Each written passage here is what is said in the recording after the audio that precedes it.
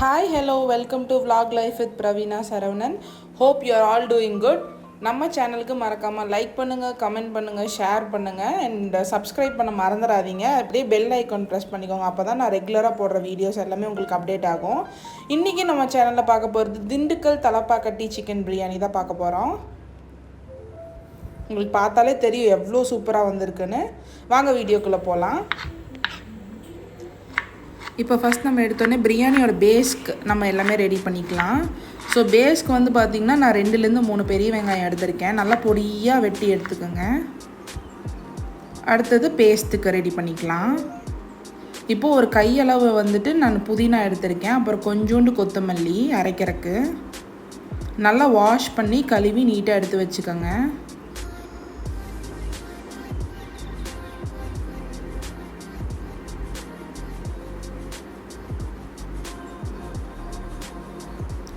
Wash பண்ணியாச்சு. First எடுத்தோடனே ஜாரில் எப்போவுமே புதினாவும் கொத்தமல்லியும் தான் போடணும். ஏன்னா ஃபஸ்ட்டு நம்ம எடுத்தோடனே இஞ்சி பூண்டு போட்டுட்டோன்னா கீழே அவ்வளோ சீக்கிரமாக ஃபாஸ்ட்டாக அரைப்படாது. அதனால் நான் ஃபஸ்ட்டு இந்த லீவ்ஸ் போட்டுட்டு அடுத்தது வந்து ஒரு கையளவு பூண்டு எடுத்துக்கலாம்.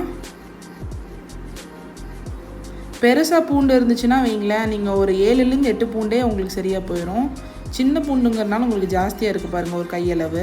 அடுத்தது பச்சை மிளகாவும் அதே மாதிரி தான், சின்ன பச்சை மிளகாவாக இருக்கிறனால தான் நான் ஒரு கையளவு எடுத்திருக்கேன்.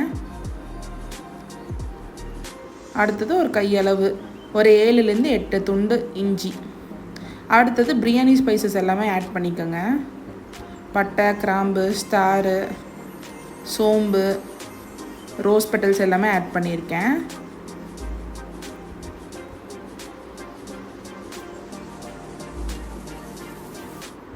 அடுத்து குக்கர் ஹீட் பண்ணிக்கலாம்.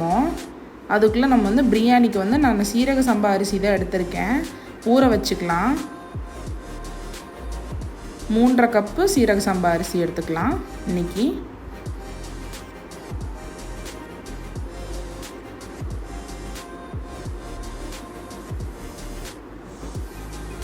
பிரியாணிக்கு எப்போவுமே வந்து பார்த்திங்கன்னா, அதுவும் நம்ம தலப்பாக்கட்டி பிரியாணி திண்டுக்கல் ஸ்டைலில் பண்ணுறனால சீரக சம்பாவில் பண்ணால் தான் நல்லாயிருக்கும். பாஸ்மதி ரைஸில் பண்ணால் அந்த டேஸ்ட்டு வராதுங்க.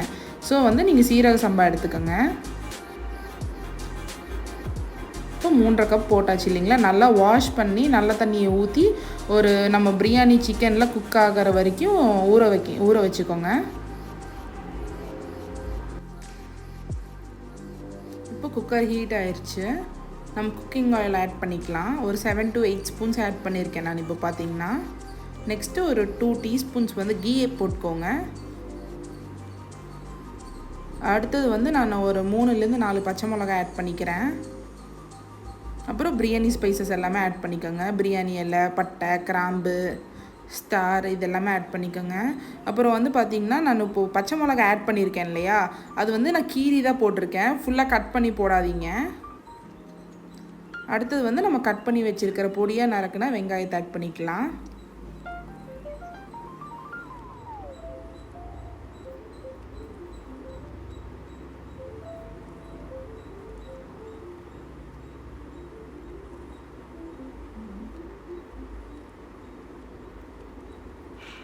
வெங்காயம் வந்து எப்படி வணங்கணும்னா லைட் ப்ரௌன் கலரில் ஆகணும். அதே மாதிரி பார்த்திங்கன்னா பிரியாணி நம்ம சாப்பிடும்போது வெங்காயம் போட்டிருக்கிறதே கண்ணுக்கு தெரியாத மாதிரி இருக்கணுங்க. அந்தளவுக்கு வணக்குங்க.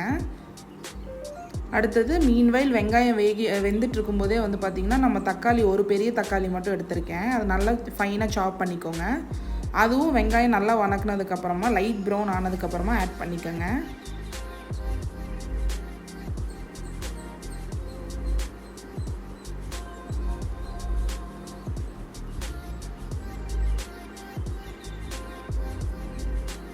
நெக்ஸ்ட்டு ஒரு டீஸ்பூன் உப்பு ஆட் பண்ணிக்கோங்க. வெங்காயம் தக்காளி நல்லா வணக்கறதுக்காக. நெக்ஸ்ட்டு ஒரு டீஸ்பூன் சில்லி பவுடர் ஆட் பண்ணியிருக்கேன். அப்போ தான் வந்து காரம் நல்லா அந்த ஆயிலில் வந்து ஃபுல்லாக வந்து இறங்குங்க.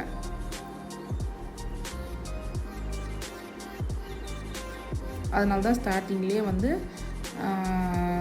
சில்லி பவுடர் வந்து நான் போட்டிருக்கேன். இப்போ நல்லா வதக்கிடுச்சு பார்த்தீங்களா. நெக்ஸ்ட்டு நம்ம வாஷ் பண்ணி வச்சுருக்க சிக்கன் எடுத்துக்கலாம். சிக்கன் வந்து நான் இன்றைக்கி 3/4 கிலோ எடுத்திருக்கேன். அதாவது 750 கிராம்ஸ் வந்து நான் எடுத்திருக்கேன்.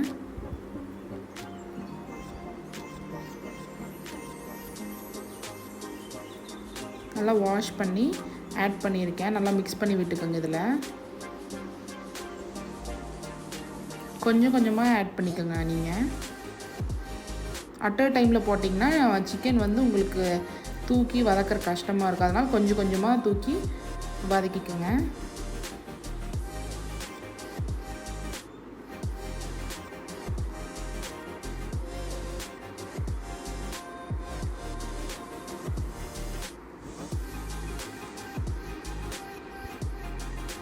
பார்த்தீங்களா, ஃபுல்லாக மிக்ஸ் பண்ணி விட்டாச்சு. இப்போது அடுத்தது வந்து நான் 1 டீஸ்பூன் கொரியாண்டர் பவுடர், கொத்தமல்லி பவுடர் வந்து ஆட் பண்ணியிருக்கேன். நெக்ஸ்ட்டு 1 டீஸ்பூன் ஜீரா பவுடர்,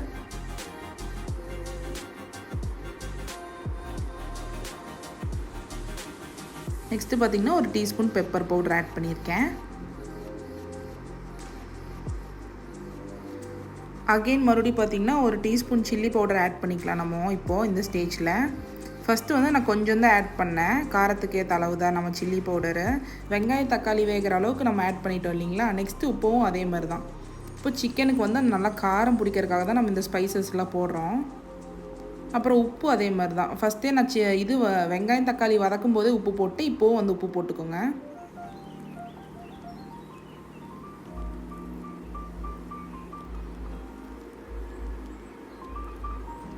மெதுவாக சிக்கன் உடையாமல் கிளறி விட்டுக்கோங்க. நான் வந்து குக்கரில் போடலிங்க, சும்மா லிட் மட்டும்தான் க்ளோஸ் பண்ணியிருக்கேன். மீன்வைல் வந்து நம்ம பேஸ்ட் அரைச்சிக்கலாம்.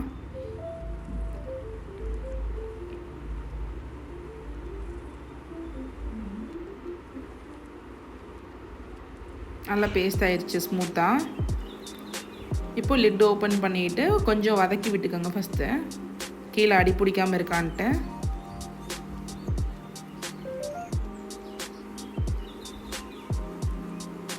இப்போ நம்ம லிட் க்ளோஸ் பண்ணி பார்த்திங்கன்னா 5லேருந்து 10 மினிட்ஸ் ஆயிடுச்சுங்க. ஸோ சிக்கன் வந்து கொஞ்சம் குக் ஆகிருக்கு. இப்போ இந்த ஸ்டேஜில் வந்து பார்த்திங்கன்னா நம்ம பேஸ்ட் ஆட் பண்ணிக்கலாம்.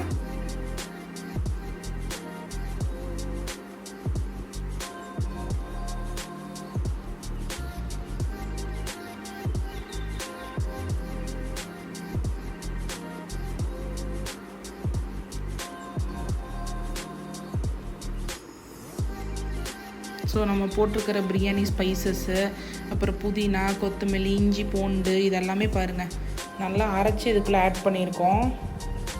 நல்லா மிக்ஸ் பண்ணி விட்டுக்காங்க. அப்போ தான் அந்த சிக்கனுக்குள்ளே அந்த ஃப்ளேவரு, அந்த எசன்ஸு எல்லாமே நல்லா பிடிக்கும். நம்ம தலப்பாக்கட்டி பிரியாணி ஸ்டைலுக்கு வந்து பார்த்திங்கன்னா இஞ்சி பூண்டு விழுதை வந்து நம்ம ஃபஸ்ட்டு ஸ்டார்டிங்லேயே வந்து பார்த்திங்கன்னா ஆனியன் கூடயும் டொமேட்டோ கூடயும் ஃபஸ்ட்டு ஆட் பண்ணக்கூடாது. ஏன்னா கீழே வந்து நல்லா கொஞ்சம் அடி பிடிச்சி பச்சை வாசமெல்லாம் போயிங்க ஒரு மாதிரியாக இருக்கும் பிரியாணிக்கு. அதனால தான் நம்ம ஃபஸ்ட்டு இஞ்சி பூண்டு விழுதை வந்து நம்ம ஃபஸ்ட்டு ஆட் பண்ணுறதில்ல. நான் தலப்பாக்கட்டி பிரியாணி ஸ்டைலுக்கு நீங்கள் இப்படி தான் ஆட் பண்ணணும். நெக்ஸ்ட்டு மறுபடியும் 1 டீஸ்பூன் சில்லி பவுடர் ஆட் பண்ணியிருக்கேன். கொஞ்சம் கொஞ்சமாக ஆட் பண்ணிக்கோங்க. அப்போ தான் வந்து சிக்கனோட ஃப்ளேவர், அந்த எசன்ஸ் எல்லாம் வந்து அந்த சில்லி பவுடர் வந்து நல்லா பிடிக்கும். ஒட்டுக்க ஆட் பண்ணிட்டீங்க அப்படின்னா பிடிக்காதுங்க. கொஞ்சம் கொஞ்சமாக அதை சேர சேர அந்த சிக்கனுக்கு அந்த ஃப்ளேவர் இறங்க இறங்க நீங்கள் கொஞ்சம் கொஞ்சமாக ஆட் பண்ணிங்கன்னா தான் நல்லாயிருக்கும். அப்பப்போ நீங்கள் ஆட் பண்ணும்போது லைட்டாக கொஞ்சம் டேஸ்ட் பார்த்துக்கோங்க. காரம் ஜாஸ்தி ஆயிடுச்சா, இல்லை கம்மியாக தான் இருக்கா, இல்லை அளவாக தான் இருக்கான்னு டேஸ்ட் பண்ணி பார்த்துக்கோங்க.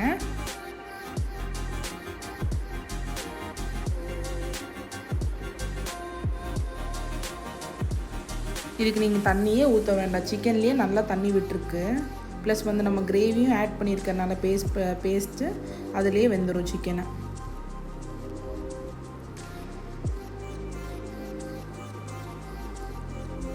சிக்கன் நல்லா குக் ஆகணும். அந்த ஃப்ளேவர்லாம் சிக்கனுக்குள்ளே நல்லா இறங்கணுங்க.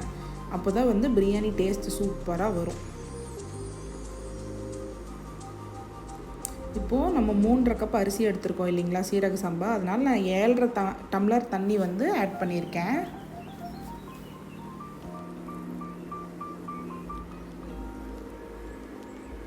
முக்கால் கிலோ சிக்கன் எடுத்திருக்கேன். 3.5 டம்ளர் சீரக சம்பா எடுத்திருக்கேன். அதுக்கு வந்து பார்த்திங்கன்னா கிரேவி இல்லாமல் இப்போது எக்ஸ்ட்ரா ஆட் பண்ணியிருக்கிற தண்ணி வந்து 7.5 டம்ளர் ஆட் பண்ணியிருக்கேன். இப்போது இந்த தண்ணி வந்து நல்லா கொதிச்சு வரட்டும். ஸோ லிட் போட்டுக்கலாம் நம்ம இந்த ஸ்டேஜில். மூடவெல்லாம் வேண்டாம், சும்மா மட்டும் லிட் போட்டு வச்சுக்கோங்க.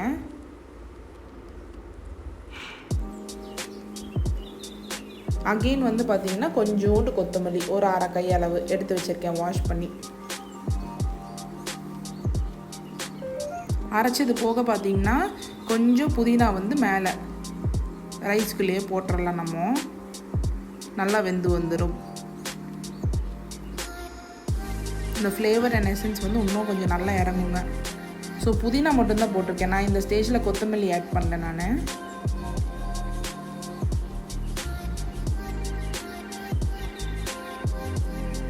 தண்ணி நல்லா பாயில் ஆயிடுச்சுங்க. இப்போது தண்ணி நல்லா பாயில் ஆன ஸ்டேஜில் பார்த்தீங்கன்னா பிரியாணி மசாலா ஏதோ ஒரு பிராண்டு நீங்கள் வச்சுருப்பீங்க இல்லைங்களா, அந்த பிரியாணி மசாலா வந்து ஒரு 4-5 டீஸ்பூன்ஸ் ஆட் பண்ணிக்கோங்க இந்த ஸ்டேஜில். நான் வந்து இன்றைக்கி சக்தி பிரியாணி மசாலா தான் ஆட் பண்ணியிருக்கேன். இப்போ ஆல்ரெடி நம்ம எல்லா ஸ்பைசஸும் ஆட் பண்ணியிருக்கோம். நீங்கள் இந்த டைமில் தண்ணி கொதிச்சுட்டு இருக்கும்போது டேஸ்ட் பார்த்துக்கோங்க உப்பு காரம் கரெக்டாக இருக்கான்னு. உப்பு கொஞ்சம் கம்மியாக இருக்கிறதுனால நான் உப்பு கொஞ்சம் சேர்த்தி போட்டிருக்கேன்.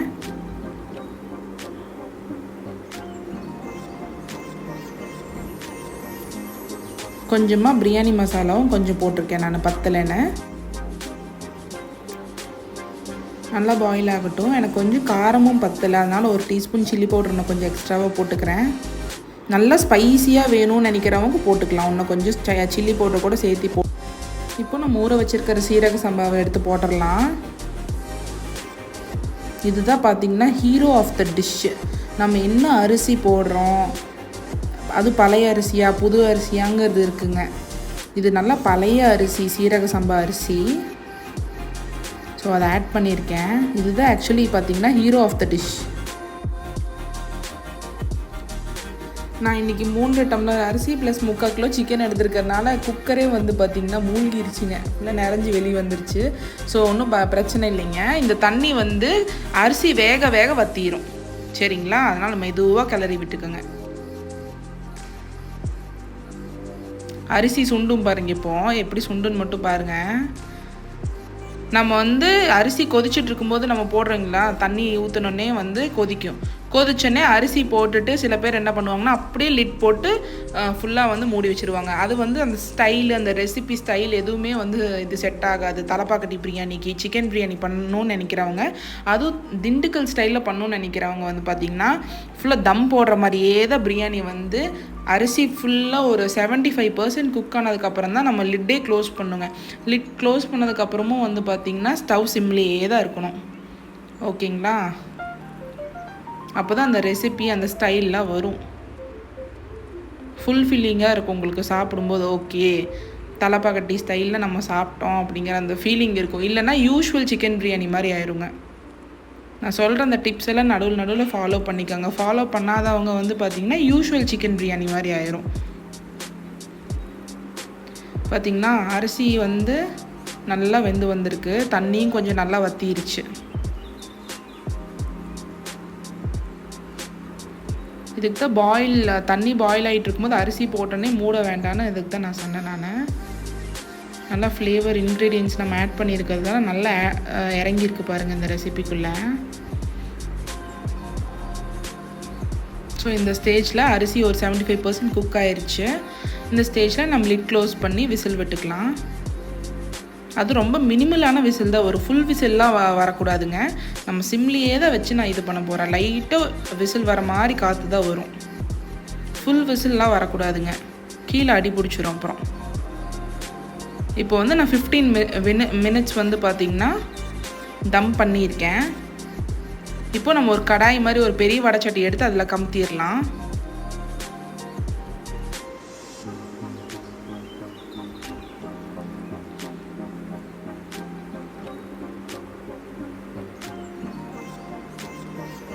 பார்த்திங்கன்னா கமுத்திட்டதுக்கப்புறமா வந்து பார்த்திங்கன்னா கிளறதுக்கு முன்னாடி நெய் ஆட் பண்ணிக்கோங்க. ஒரு 10லேருந்து 12 ஸ்பூனு நெய் வந்து ஆட் பண்ணி மெதுவாக கிளறணும். சாப்பாடு உடையாமல் கிளறணும், சைடில் மட்டும்தான் கிளறணுங்க. தெரியுதா எப்படி கிளறோன்னு? சாப்பாடு உடஞ்சிரும், இல்லைன்னா அரிசி உடஞ்சதுன்னா பார்க்குறக்கே நல்லா இருக்காதுங்க. அரிசி உடையாமல் நல்லா கிளறி விட்டுக்கோங்க. இந்த பிரியாணி இப்போ நான் செஞ்சுருக்கிறது 3 டம்ளர் அரிசி போட்டு 3/4 கிலோ சிக்கன் போட்டு பண்ணியிருக்கிறது வந்து பார்த்திங்கன்னா கண்டிப்பாக ஒரு 10 பேர் சாப்பிட்லாம், தாராளமாக சாப்பிட்லாம். நல்லா சாப்பிட்டாலுமே முடியாது, 10 பேர் சாப்பிட்லாங்க 3 டம்ளர் அரிசிக்கே.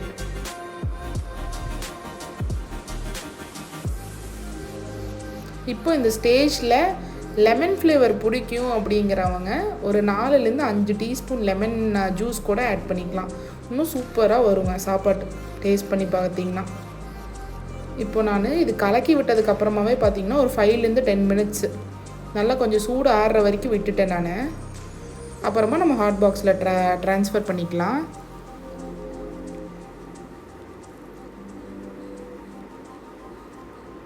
பெரிய ஹாட் பாக்ஸ் ஃபுல்லாகிடுச்சு, இன்னும் கொஞ்சம் சாப்பாடு இருக்குங்க. இப்போ நெக்ஸ்ட்டு வந்து பெரிய ஹாட் பாக்ஸ் க்ளோஸ் பண்ணிட்டு நான் நெக்ஸ்ட்டு சின்ன ஹாட் பாக்ஸ் ஒன்று எடுத்துக்கிறேன்.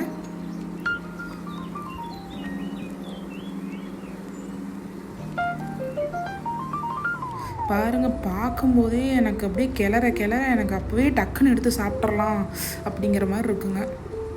அவ்வளோ சூப்பராக அந்த ஸ்மெல்லு, அந்த இன்க்ரீடியன்ஸ் எல்லாம் உள்ளே போய் சிக்கன் நல்லா குக்காக இருக்குது, அப்படி இருக்குங்க. அவ்வளோ டேஸ்டியாக சூப்பர்பாக இருக்குது. மறக்காமல் நீங்களும் செஞ்சு பார்த்துட்டு எப்படி இருக்குன்னு கமெண்ட் செக்ஷனில் கமெண்ட் பண்ணுங்கள். மறக்காமல் நம்ம சேனலை சப்ஸ்கிரைப் பண்ணிடுங்க. அதே மாதிரி பெல் ஐக்கான் ப்ரெஸ் பண்ணிடுங்க. இந்த வீடியோ பிடிச்சிருந்துச்சுன்னா உங்கள் ஃப்ரெண்ட்ஸ் அண்ட் ஃபேமிலி கூட ஷேர் பண்ணுங்கள். Thank you all. See in the next vlog friends. Bye. Thank you.